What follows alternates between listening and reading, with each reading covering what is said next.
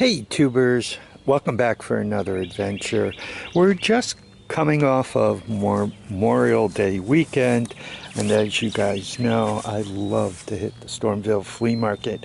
Good exercise for me to haul myself all around the place, up and down the runway, about 10,000 steps worth. And it's also good because I find some items I actually need for the channel. As you can see, kind of from a distance, I bought a lot of supplies. You know, these cut-off blades, I go through them like water. I like to get the better brand names, less possibility of getting disc thrown in your face. I picked up 5 of them.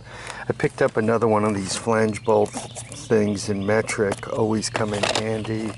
The pens, smaller cut-off wheels. This is a Stanley, and a bunch of tape. This used to be called medical tape. It's the cloth tape. It's very good for injuries. A lot of hockey folks use it for taping up their sticks, keep the wear and chips off of them.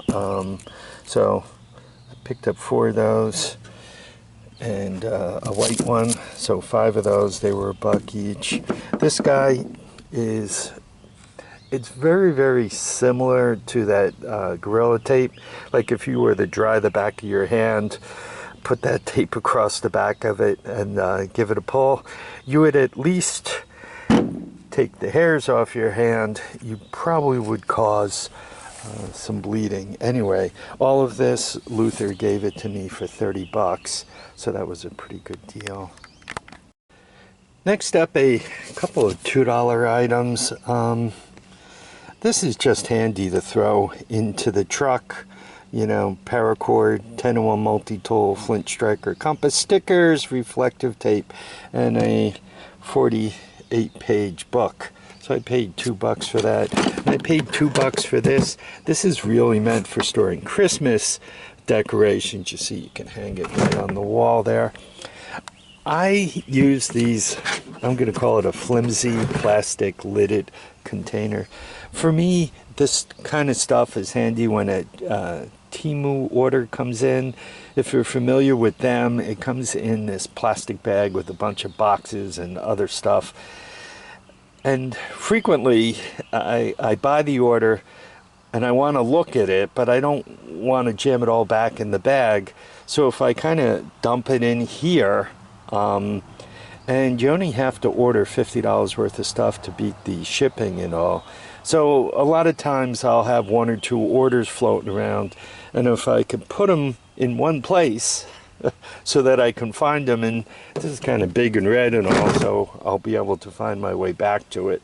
Anyway, if I put a few orders in there, it makes it so that I don't misplace the stuff quite as quickly, and eventually it gets sorted and it ends up in the toolboxes or in the upper garage or in the containers, such that I could find it in the future. But before that, it's handy to put it all in one place. Speaking of compartmentalized container, the guy I bought these from last time had another couple, so I bought those from him too. They were $5 each for the big $10 expenditure. And once again, these were $2 each. In the land of small deals, this is known as concrete wire. What you do with this is you use it to bind rebars together or mesh together if you're pouring concrete. This is the wire they use to bind that stuff together. And this is one of those drivers, Phillips and flat blades, that go with a kit, like a Honda repair kit that goes in the trunk. So I got those from a friend of mine. I threw him $5. He has a tendency to run the curbs, doesn't have a lot of money, so it's a way of me getting a couple of things I need and a way of kind of helping him out a little bit. Last but not least was the fan and these other things. Penguin There is an I in there, actually. He was after $20 for the fan. He was after another 20 bucks for this. You could see it's from Jegs. There isn't a lot of hardware in here, and it's made in China hardware, so it's not the greatest hardware, but a lot of times it's handy because you could grab a nut or a bolt, and it's also handy because you have all the little containers that I'm gonna fill, and I kind of have everything sorted in one place. And while I was getting the fan and this, he wanted 20 for this, 20 for the fan. I also bought these. These are metrics, very handy. It's, you know, looks like he used a few of these, but other than that, it looks pretty intact. He was after 3 wing nuts in a container that wants to dump them all. I don't use a lot of these, but sometimes on a project they do come in real handy. And the lock washer assortment and a fresh compression kit. I have a kit in exactly the same box, but this kit comes with the push-on. You push that into the spark plug hole. But it also has the bolt-on model, no miles on it, never used. He was after 15 on that. Anyway, for all this stuff, I handed him a $50 bill. I think he added it up and came up to 60. Offered it to me for 55. I said 50. He said sold American, so we were happy with that.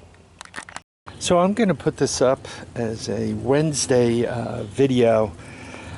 I'd like to get a repair video up for Sunday. We'll see what happens. I seem to be very busy cutting the grass, going to doctor's appointments, holidays, and all that other stuff. So I'm having a little trouble breaking into the repair videos. They actually take quite a bit of time because not only do you have to do the video, a lot of times you'll kind of get into it, which will be the first couple of segments, and then you figure out you need parts or need to build a part.